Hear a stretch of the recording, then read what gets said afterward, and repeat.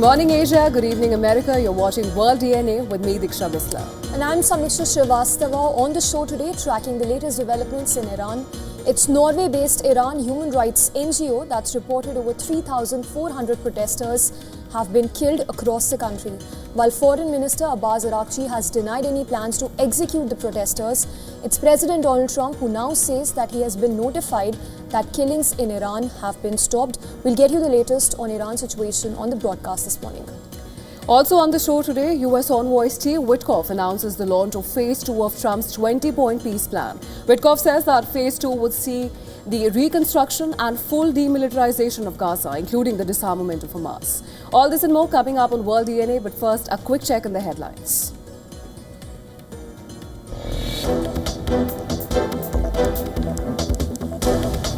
In Iran is stopping, and it's stopping. And there's no plan for executions or an execution or executions. So I've been told that I'm going to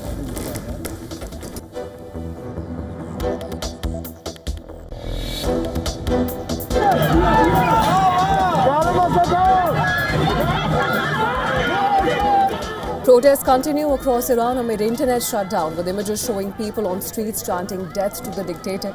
Norway-based Iran human rights NGO reports over 3,400 protesters have been killed.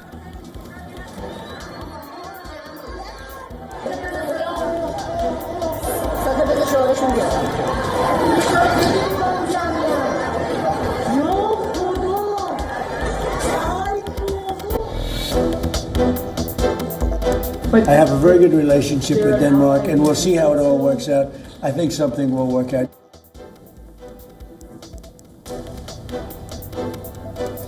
Donald Trump leaves open the possibility of pursuing Greenland despite Denmark's top diplomats saying he failed to change the administration's position following a White House meeting with J.D. Vance and Marco Rubio.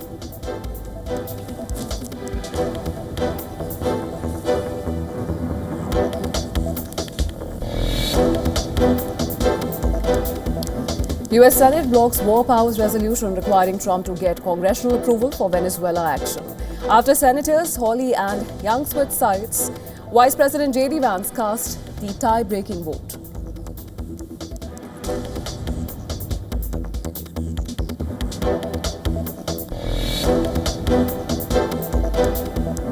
President Emmanuel Macron's government survives two no-confidence votes in Parliament over criticism over Mercosur trade deal, with motions targeting his handling of agreement affecting farmers.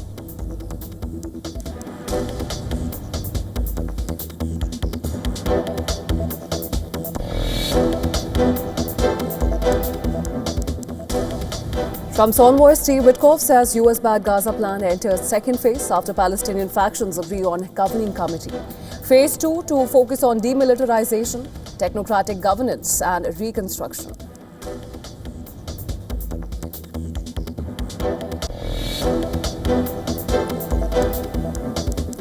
Elon Musk's platform X announces measures to prevent its AI chatbot Grok from undressing images of real people following global backlash over its generation of sexualized images of women and children.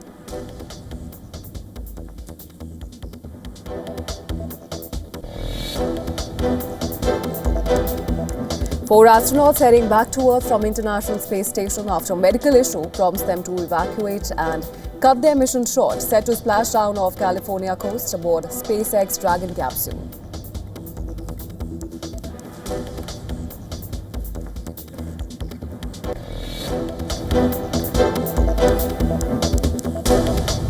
The US Supreme Court again postpones its ruling on the legality of Donald Trump's global tariff policy, delaying the decision. Critics say this questions presidential authority and leaves markets and trade partners in uncertainty.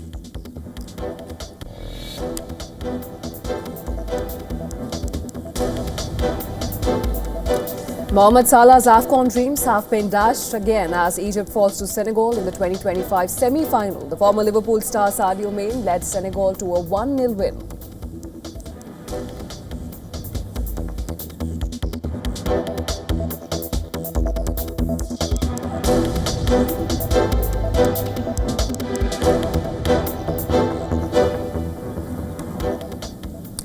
Our top focus on WION at this hour, US President Donald Trump said that he has been informed that Iran has stopped carrying out executions. That's right, Diksha. In fact, this statement comes amid reports by rights groups that Iranian authorities were brutally suppressing protests against the very government. Well, a US-backed rights group said that it so far verified the deaths of over 2,600 individuals, and it included 2,403 protesters and 147 government-affiliated individuals. We've been told that the killing in Iran is stopping, and it's stopped, and it's stopping. And there's no plan for executions or executions. So I've been told that on good authority. We'll find out about it. I'm sure if it happens, we'll all be very upset. A rights group said that the execution of an Iranian man identified as 26-year-old Irfan Sultani would not take place as scheduled on Wednesday. He was arrested during the wave of protests in the country. And Iranian Foreign Minister Abbas Araghchi later said that there would be no hanging today or tomorrow in an interview with Fox News, where he also claimed that the Iranian government was in full control and reported an atmosphere of calm after what he called 3 days of terrorist operation. A mass funeral organized by Iranian government was held for some 100 people on Wednesday, which included security forces members killed in the demonstrations. The procession was broadcast on state television, which showed many holding Iranian flags and identical photos of Khamenei and their relatives too. But Iran continues to witness unrest, with the protests entering their 20th day on Wednesday. UGC images published on Wednesday show a protester in Urmia in Iran's West Azerbaijan province, hurling an object at security forces while others chant in Farsi, "Death to the dictator." Another UGC visual that was published on the same day shows night traffic on the streets of Karaj, with a damaged car blocking a lane and a graffiti which read in Farsi, "Death to Khamenei." While similar visuals were published on the 12th and 13th of January, they show demonstrators marching down the streets of Iran's capital Tehran, chanting anti-regime slogans.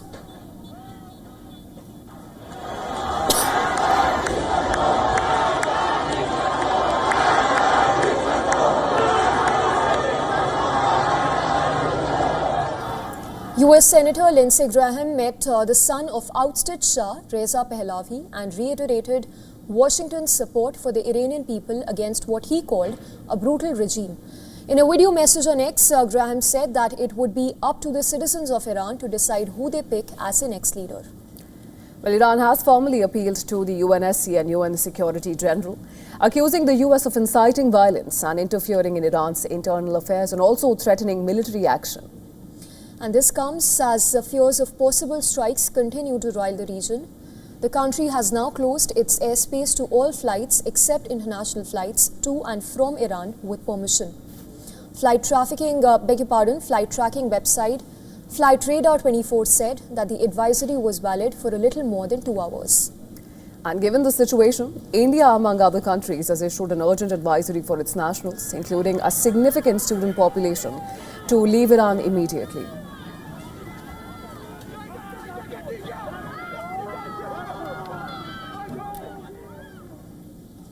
Now, as US readies for a possible military attack on Iran, it's Russia that has urged its ally to keep the door open for dialogue.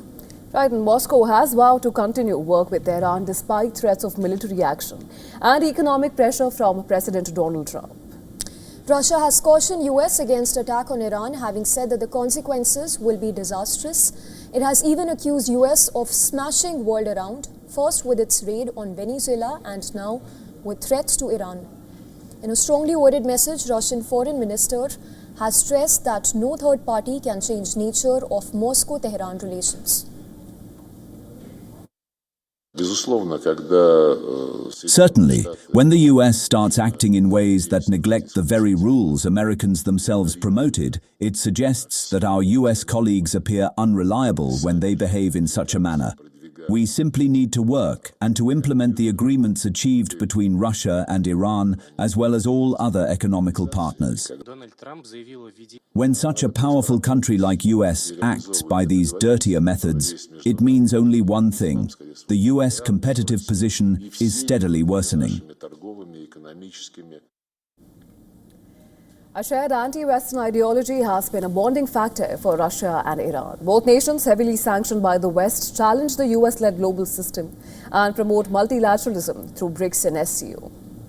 Strong ties between Moscow and Tehran emerged from a mutual need. Iran is one of the few international partners that Russia relies on for military hardware help since Ukraine war in 2022. In fact, according to West, Iran supplies Russia with Shahid attack drones and missiles, ammunition and artillery for use in the war. Iran has reportedly sold nearly $3 billion worth of missiles to Russia in the past 4 years alone. The purchases have included hundreds of Fateh 360 short-range ballistic missiles, nearly 500 other short-range ballistic missiles, and approximately 200 surface-to-air missiles associated with anti-aircraft defense systems. Now, though Tehran admits that it supplied drones to Russia, but says it did so before the war, Moscow too have not acknowledged the purchase of Iranian missiles. Now, Western intelligence says that in return, Tehran has received military technology and intelligence from Moscow, as well as funding for its space and missile programs. In December last year, Russia sent 3 Iranian communication satellites into orbit. In July, a Russian rocket sent Iranian communication satellite Nahid-2 into orbit. Tehran is also believed to have coveted Russian Su-35 fighter aircraft as well as S-400 air defense missile systems. However, it is unclear whether it ever received these. Now, one of the clearest signs that the alliance is more nuanced now is when Russia stood back during heightened tensions between Iran and Israel, and amid US and Israeli airstrikes on Iranian nuclear facilities last summer. Well, 9 months after US strikes, the possibility of another military attack is looming again in Iran. Russia is monitoring the situation in Iran closely. Meanwhile, the prospect of another ally falling in West Asia will be a worrying one for Moscow. This particularly after it has seen its alliances with Venezuela, Syria and the Caucasus upended recently, denting its power and influence abroad. Also, White House envoy Steve Witkoff and President Donald Trump's son-in-law Jared Kushner are seeking to travel to Moscow to meet Russian President Vladimir Putin. Now, though the topic of discussion will be Ukraine war, Vladimir Putin would like to pass a word to President Trump through US President's top aide.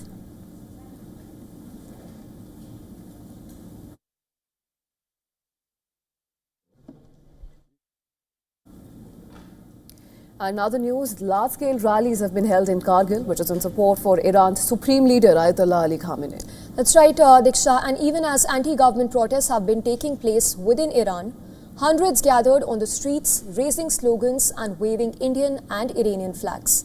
Crowds were seen marching, holding portraits of Khamenei, chanting slogans in his support. Authorities say that the rally remained peaceful with no untoward incidents being reported as well.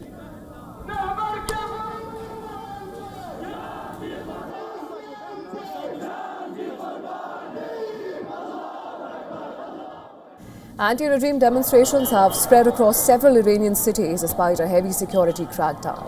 Iran has also imposed severe internet restrictions, making it difficult to independently verify the developments on the ground.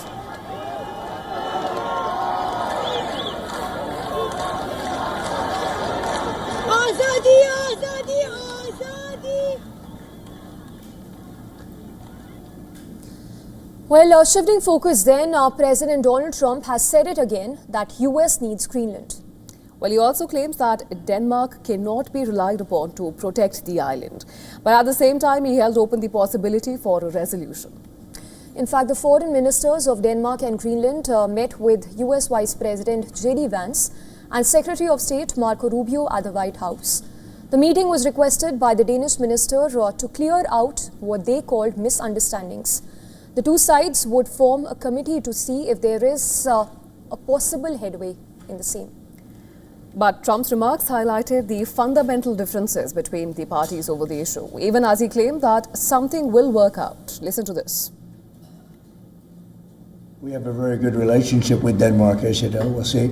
But, we're doing the Golden Dome, we're doing a lot of things, and we really need it. If we don't go in, Russia's going to go in, and China's going to go in. And there's not a thing that Denmark can do about it, but we can do everything about it.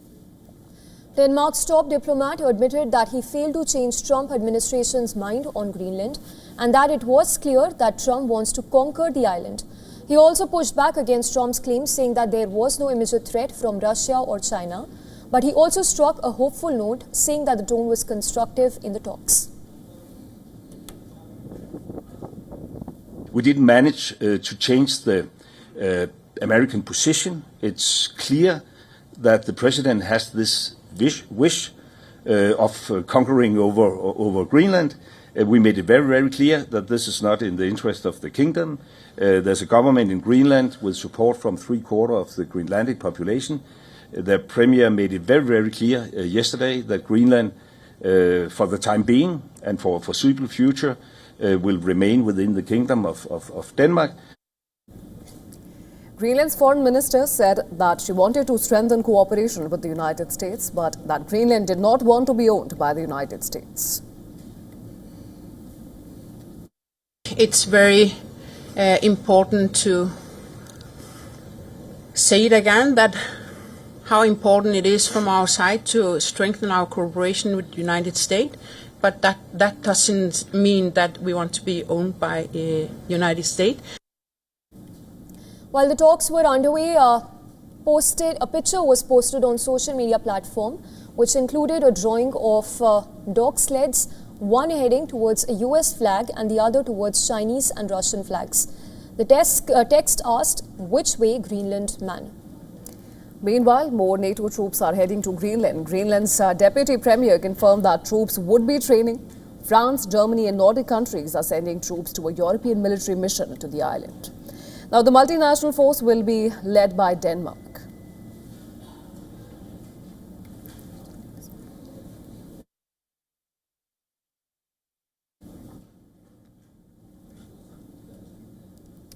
And US President Donald Trump has taken a sweeping move to curb immigration. And that's right, Diksha. In fact, the State Department has even frozen the process of granting visas from as many as 75 countries. The decision targets immigrant visas only, not tourist or business visas. The latest move comes amid a broader immigration crackdown. Trump administration is calling it a measure to protect American taxpayers. The State Department says that more than 100,000 visas have been revoked since President Trump's return to office. Now, the latest freeze on immigration will apply to several Asian, African, South American and European countries. And these include India's neighboring countries like Pakistan, Afghanistan, Bangladesh, Bhutan and Myanmar. Additionally, Russia, Brazil, Iran, Nigeria and Egypt have also made it to the list. From war-torn regions to some of the poorest countries, the US has been closing gates for migrants from West Africa and West Asian countries like Iraq, Yemen and Syria. Visa applications for Cuban and Colombian migrants will also stand frozen. While the Trump administration says that this new suspension does not apply to tourists, business or other temporary visas, including for soccer fans planning to travel to the United States for the year's World Cup.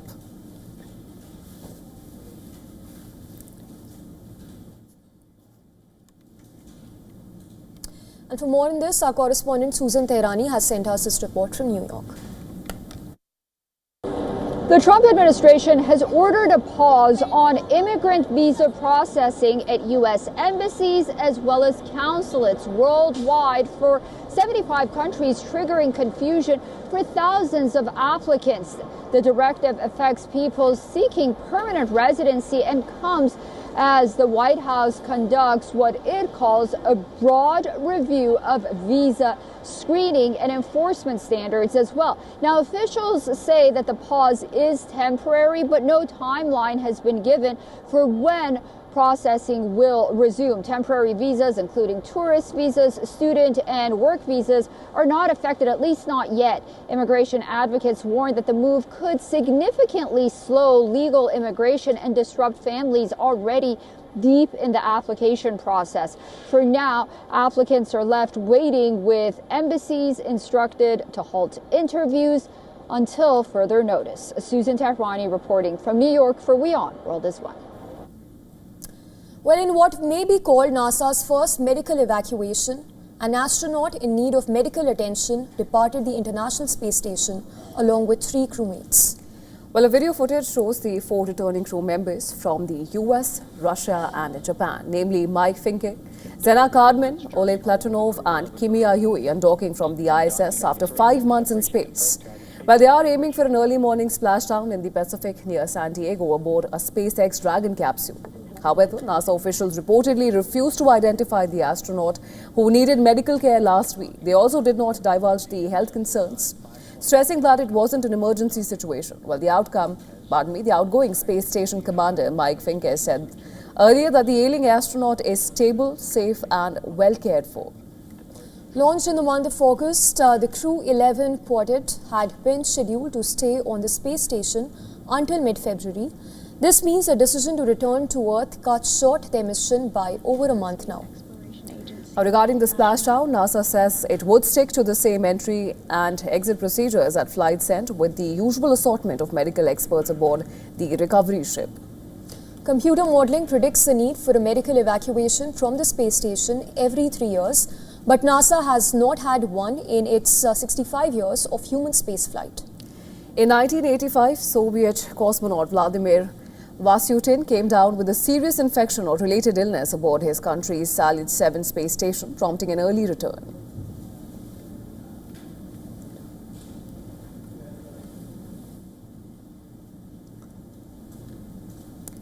Well, Russia is experiencing relentless snowfall that has broken a 146-year record. It has covered Moscow and other regions in layers of white. Country's far eastern Kamchatka Peninsula has been hit by a powerful storm that has brought strong winds and heavy snowfall. In the regional capital, public transport has been partially suspended and buses have been replaced by all-terrain vehicles which are now transporting people along the city's main routes. Schools remain shut until the end of the week as another cyclone is expected to arrive as early as Wednesday. A powerful cyclone continues to impact the Kamchatka Krai. Due to the suspension of public transportation, all-terrain vehicles, including those from the Russian Emergency Ministry, have been deployed in Petropavlovsk-Kamchatsky. These vehicles are operating on the roads of the regional capital and transporting people along the city's main routes. Well, according to officials, 30% of the monthly precipitation fell within 24 hours and gusts reached up to 180 kilometers per hour. One man even got stuck in a snowdrift and had to be dug out by rescuers. Weather experts attribute the unusual conditions to repeated cyclonic systems over the Pacific Ocean, which are pulling in large amounts of moisture and turns into heavy snow when it meets Kamchatka's freezing air and rugged terrain. According to local authorities, Moscow received more than 60% of its monthly expected snowfall in 24 hours, that is on 9th of January. Severe weather conditions have caused numerous accidents and has led to disruption in flight and railway operations as well. In several areas, the accumulated snow is up to 50 or even 65 centimeters deep, prompting residents to take precautions. Around 100,000 people and 15,000 machines have been deployed to remove snow from sidewalks, bus stops, railway platforms and other public facilities.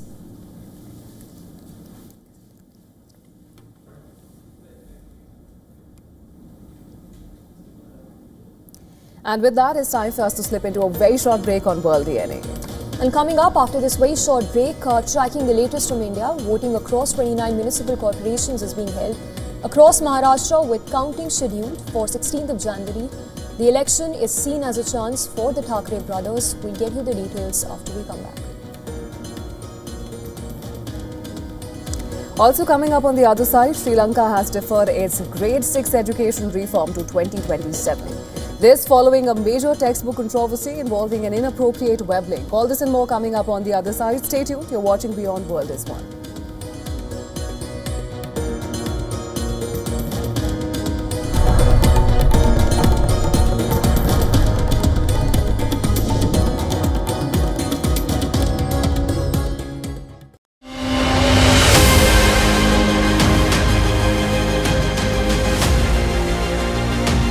This is our brand new edition of South India, a daily dynamic show that will capture the pulse of the southern Indian state.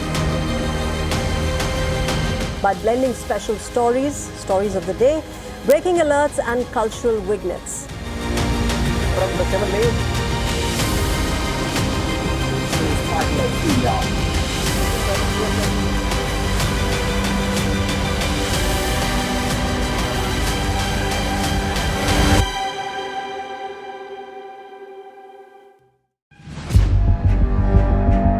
where darkness hides behind every corner,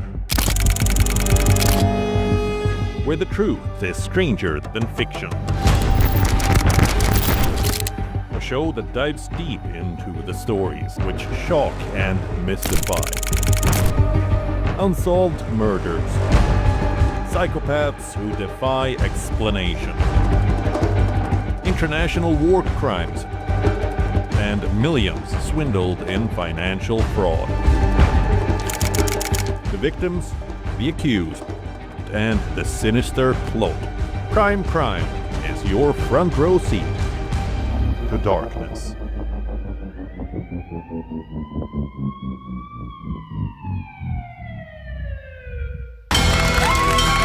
From the bustling trading floors of Wall Street to the vibrant exchanges of Asian stock markets, WION breaks it down for you to make sense of what's happening, as we reveal the key factors behind events, strategic battles, and the game-changing business decisions that shape the world. We bring you all of this and more on World Business Watch. Rashtriya Swayamsevak Sangh. To some, it's an extreme ideology. To others, it's the very soul of India. To some, it's rebellion. To others, it's a principle of nation building. Coming soon to challenge perceptions in RSS centenary year, Kesariya at 100.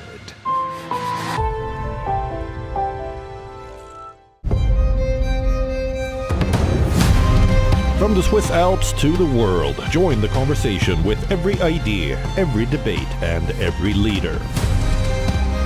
Extend Davos beyond the Alps. Watch WION for accurate and insightful coverage of a spirit of dialogue in a fragmenting world. From AI governance to climate finance, WION looks to engage and make complex global issues accessible and relevant for audiences worldwide. Starting January 19th, we bring you all the action from the world's biggest economic forum. Stay informed, stay connected. Only on WION. The world is one.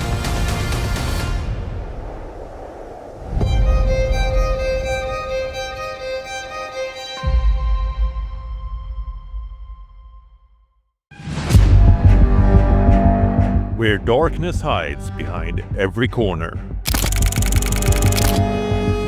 where the truth is stranger than fiction. A show that dives deep into the stories which shock and mystify.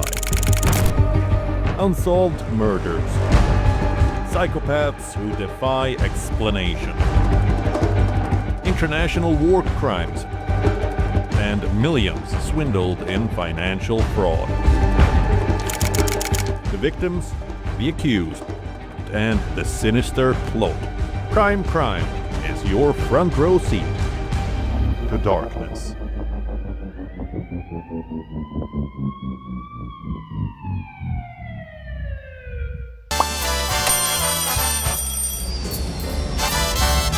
Vielleicht nur als Imposant.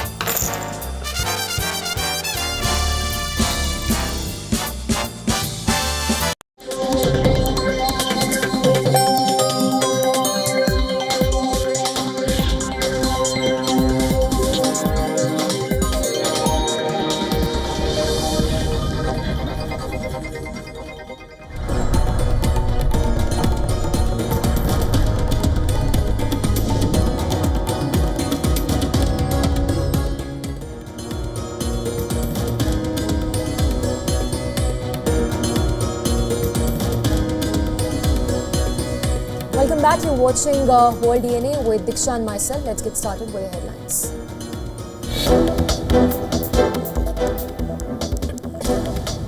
Colombian President Gustavo Petro announces that he will meet US President Donald Trump on February 3rd to discuss diplomatic tensions and Washington's military campaign in Latin America.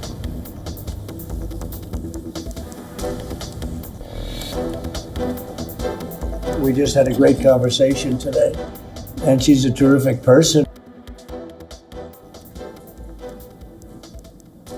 President Trump holds first call with Venezuela's interim president, discusses oil trade and national security, describes Delcy Rodriguez as a terrific person, saying talks showed tremendous progress.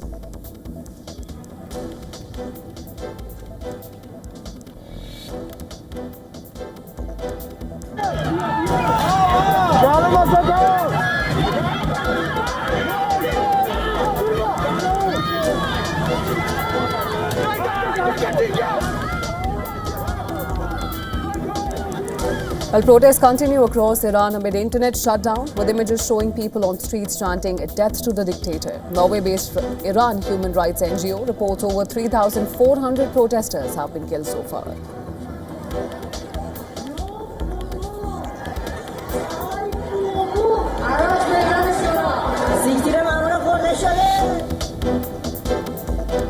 We've been told that the killing in Iran is stopping, and it's stopped, and it's stopping. And there's no plan for executions or executions. So I've been told that. President Donald Trump says that he has been told the killings of protesters in Iran has been halted and executions won't go ahead, but adds that he would watch it and see about military action.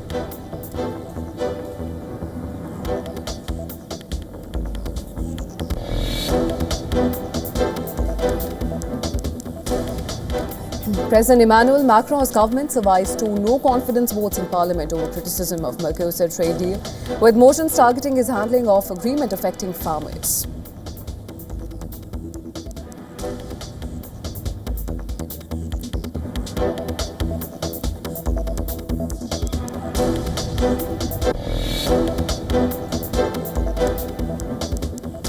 Trump's envoy Steve Witkoff says US-backed Gaza plan enters second phase after Palestinian factions agree on governing committee.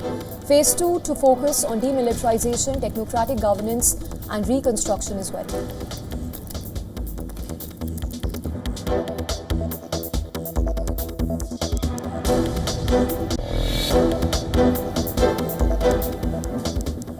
Four astronauts heading back to Earth from International Space Station after medical issue prompts them to evacuate and cut their mission short, set to splash down off California coast aboard SpaceX Dragon capsule.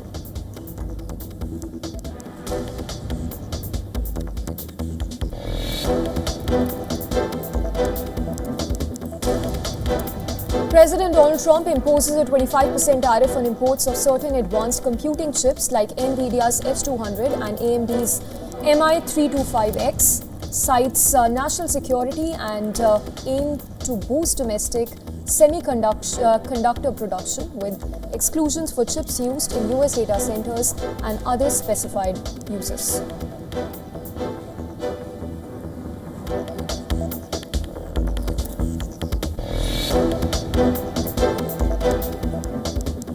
Host Morocco see off Nigeria 4-1 on penalties to reach the final of the Africa Cup of Nations. They will take on Senegal for the trophy on Sunday.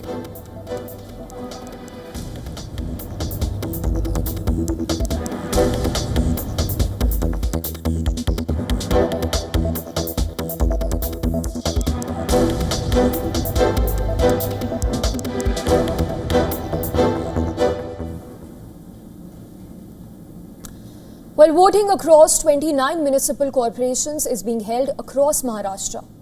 It will continue until 5:30 p.m. with counting scheduled for January 16th. Crucial cities where civic polls will be held today include Mumbai, Thane, Kalyan, Dombivli, Nashik, Pune, Pimpri-Chintwad, to name a few. The election is seen as a chance for the Thackeray brothers, who have reunited after 20 years, to reclaim their heritage as heirs of Bala Saheb Thackeray. The Bharatiya Janata Party and the Shiv Sena are contesting the civic polls as allies under the Mahayuti banner, except in Pune, while the Nationalist Congress Party, NCP, has chosen to fight independently in most corporations. However, in Pune and Pimpri-Chintwad, both NCP factions have come together under a joint manifesto. The spotlight is now on the BMC, which is India's richest civic body with an annual budget of over 74,400 crore rupees. 1,700 candidates are vying for 227 seats in elections being held after a 4-year delay.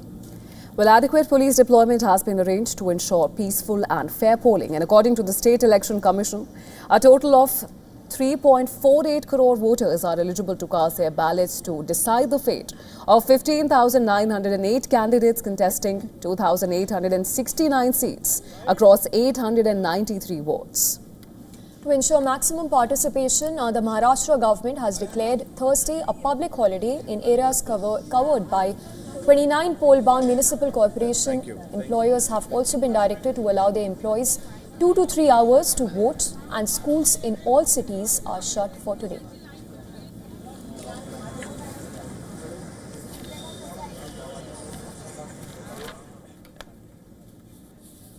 And for more on this, our principal correspondent Disha Yadav is joining us live from Mulund polling centre in Mumbai.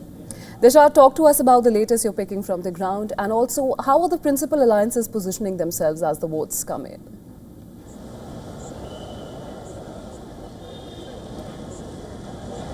Well, absolutely. It's a very big day here in Mumbai because finally, after 8 long years, the citizens have stepped out to vote for India's richest civic body, that is the BMC. Remember, 5 years of the usual term, and later we've seen a 3 years of delay. So a lot of political equations have changed in the last 8 years. We have seen the alliances split. We have seen the parties split. We have seen new people coming on board, new candidates. So obviously, it is going to be a very big day, and every vote really matters. Here we are in one such voting center. The voting has already started. As you can see, people have started queuing up from, in fact, 7:15 in the morning, because 7:30 the voting starts. And in every ward of the city, we are looking at how the security enhancement, the security has been upgraded this time around. There are over 28,000 police officials and personals deployed to man the entire situation, because remember, this is a quite key election that we are looking at.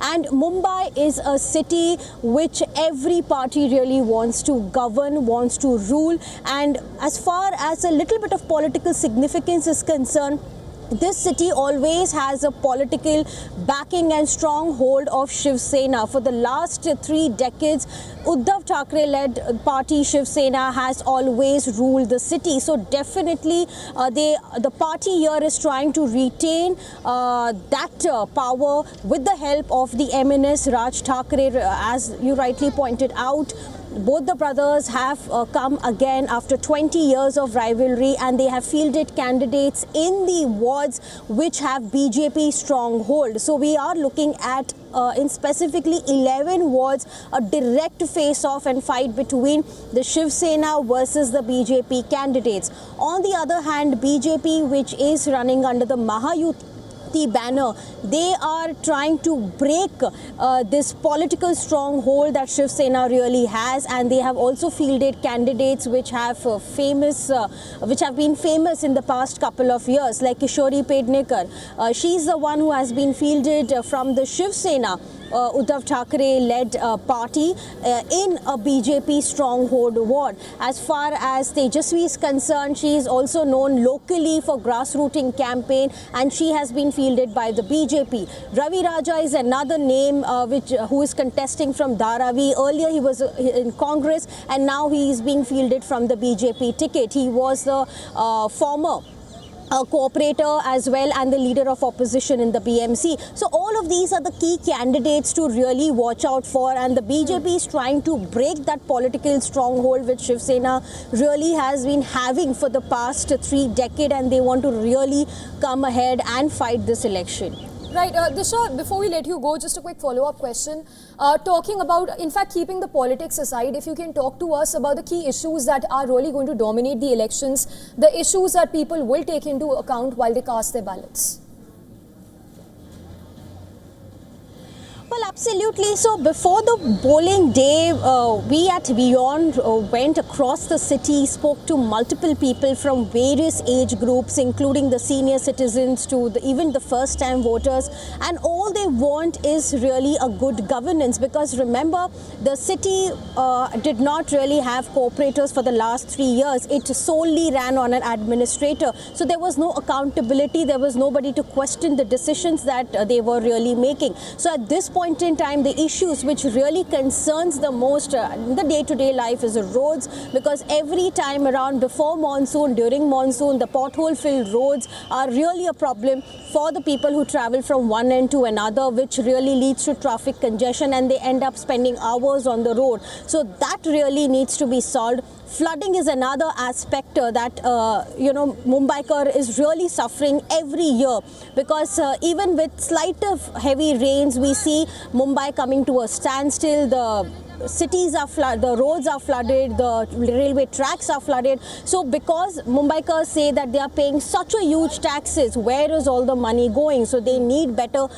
management as well. And thirdly, infrastructure. Yes, they have given a thumbs up as far as infrastructure is concerned. They do say that a lot of mega projects have come which has eased the travel for them, but they really want the timelines also to be met, because the entire city is completely dug. So the project which is supposed to end in about 5 years, it is taking up to 10 years, which is leading to more traffic bottlenecks in many parts of the city. So obviously these are certain issues, because remember, BMC's annual budget is more than 75,000 crore, which is much higher than many Indian states here.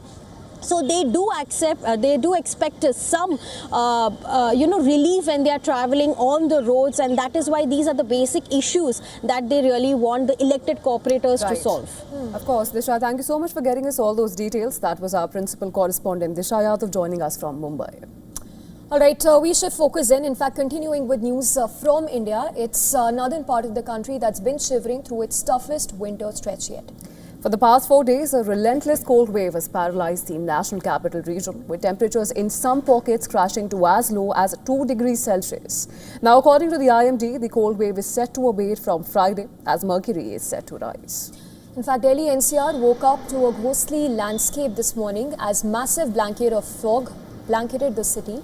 Visibility dropped to near zero in several parts of the capital and its satellite cities, impacting daily commute. On Wednesday, the minimum temperature in Gautam Budh Nagar plunged to as low as 2 degrees, while Delhi's Safdarjung station recorded 3.8 degrees Celsius.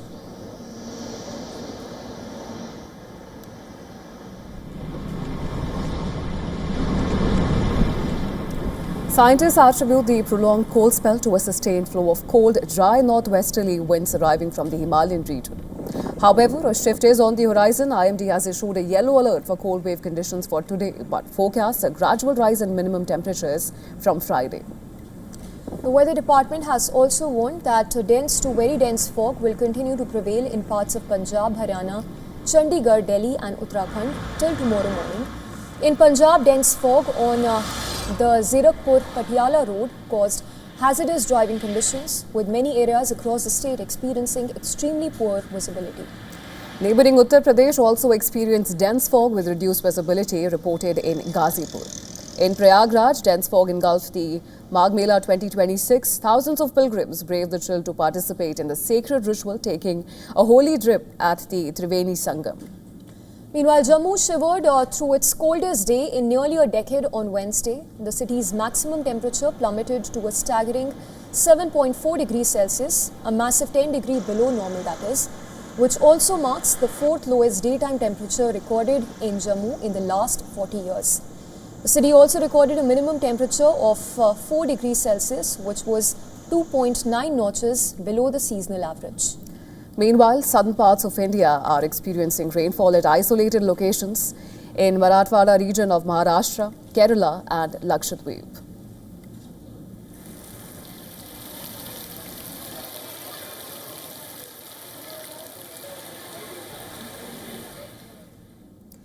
Sri Lanka has deferred its grade 6 education reform to 2027, and this following a major textbook controversy involving an inappropriate web link. In fact, the cabinet now says that the reforms require public confidence before rollout. However, Grade 1 reforms remain intact in 2026 as earlier planned. Now, the incident led to heightened tensions and public protests. The delay was triggered by an error in a newly printed Grade 6 English textbook, a typographical mistake which redirects students to an adult website. In the wake of strong backlash from religious groups and various civil societies, telecom authorities have blocked the access to the website. Distribution of the textbook was immediately halted. And as of now, although the first school term of 2026 has begun, the distribution of new Grade 6 textbooks was halted pending the review. Meanwhile, former Minister Vimal Veeravansanka has led demonstrations demanding withdrawal of reforms and resignation of Sri Lanka's Prime Minister. But later, his continuous Satyagraha campaign was called off after the cabinet paused the reforms. The Education Ministry has filed a complaint with the Criminal Investigation Department. Secretary to the Ministry of Education says that the mistake may not have been accidental. Investigators are now probing potential sabotage or even deliberate manipulation to derail the reforms. And this comes while Sri Lanka's parliament will debate a no-confidence motion this month on January 22nd and the 23rd. Now, talking on the key features of the proposed reforms, then these reforms aim to modernize learning by moving away from an exam-centric system. Key changes include module-based, competency-focused education and early integration of digital skills. The reforms rest on 5 pillars, including curriculum development, assessment reform and infrastructure upgrades, with new outcome-based evaluations also expected to be fully implemented by 2029.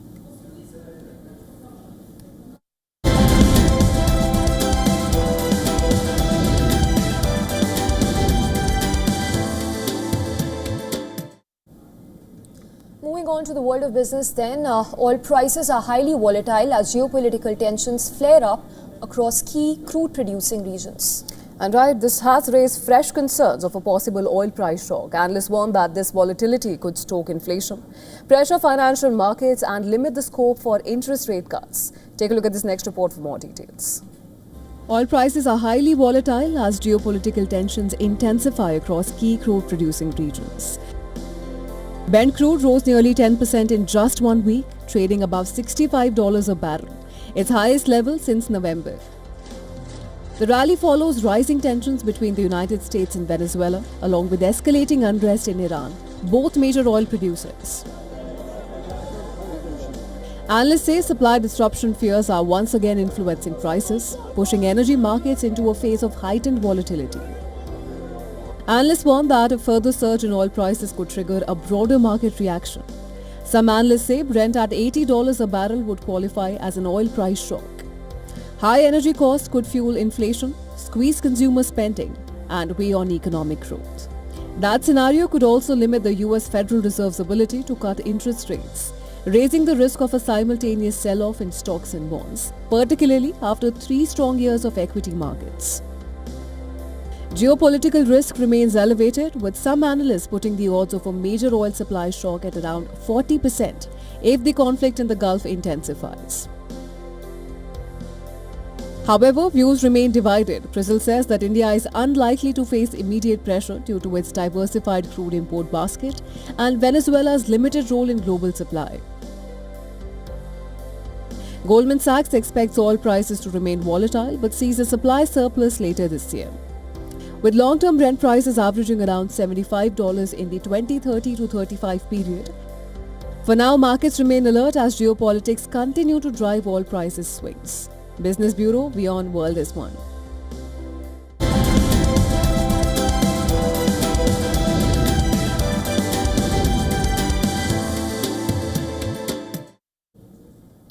China has ordered domestic companies to stop using cybersecurity software from several US and Israeli firms. This is according to a Reuters report. The move comes amid growing tech and diplomatic tensions with the US as Beijing pushes to replace Western-made software with domestic alternatives. Well, according to the report, Chinese authorities warn companies against using software from about a dozen foreign firms, including US-based firms Broadcom, VMware, Palo Alto Networks and Fortinet, and the Israeli company Checkpoint Software Technologies. The report stated that the notice was issued to Chinese firms in recent days, but it is not clear how many Chinese companies received it. In fact, China has expressed concerns that foreign software could very much collect or even transmit confidential information abroad. China's Cyberspace Administration and Ministry of Industry and Information Technology did not comment on the developments so far. Foreign software companies have built a significant presence in China. Fortinet has 3 offices in mainland China and 1 in Hong Kong. Checkpoint has support offices in Shanghai and Hong Kong. Broadcom lists 6 locations, while Palo Alto Networks has 5, including 1 in Macau. Cybersecurity firms are often staffed by former Intel personnel and work closely with national defense establishments as well. The Reuters report noted that analysts say that such software has deep access to corporate networks and individual devices, which creates a potential entry point for spying or even sabotage.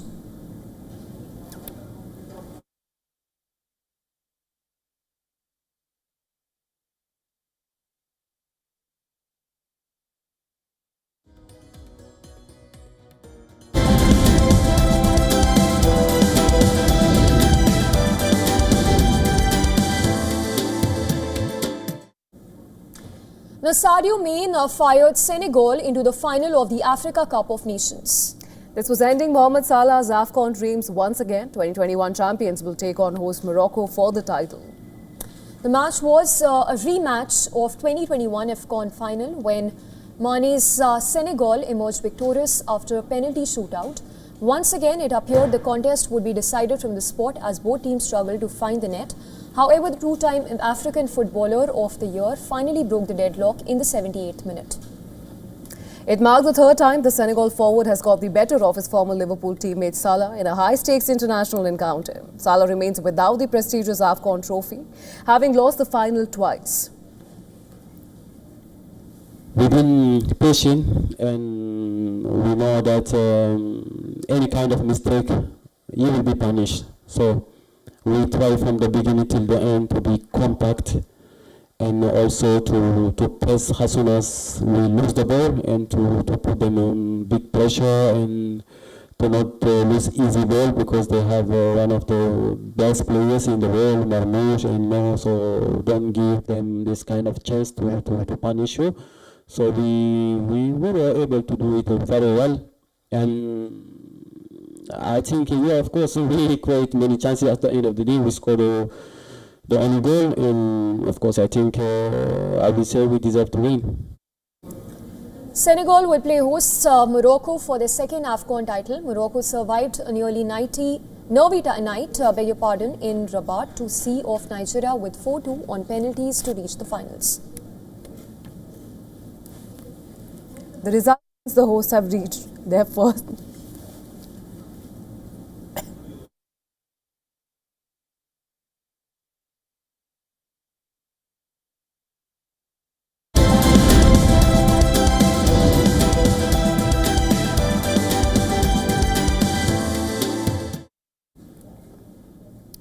The character who termed himself as the wildfire is now officially spreading across the shores of Japan. Well, this time in real life, Pushpa 2 is finally releasing in Japan. Nearly 2 years later, the high-octane action sequel is finally set to hit Japanese theatres on January 16th. The film's leading man, who is also a National Award-winning actor, Allu Arjun, landed in Tokyo. He received a hero's welcome. Hundreds of fans gathered at the airport with posters of the film. Pushpa 2 carries a deep connection to the land of the rising sun. The sequel features significant sequences set in Japan, including Japanese dialogue and scenes filmed at a port. The narrative begins with Pushpa fighting his rivals in Japan.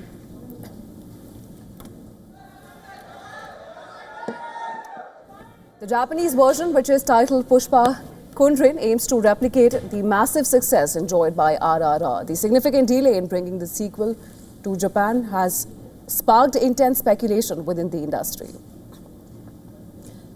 And insiders even suggest that the wait may have been due to the film's opening act. The movie depicts a gritty, darker side of the Japanese underworld in its initial sequences. While neither the makers nor Japanese censors have issued an official statement, rumors do persist that securing a release date required careful navigation to ensure balanced and acceptable approach to local audiences. With the worldwide box office collection already exceeding 1,800 crore rupees, Pushpa 2 is eyeing Japan to push its total towards the 2,000 crore mark. Allu Arjun is expected to attend a series of high-profile premieres and fan events across the country.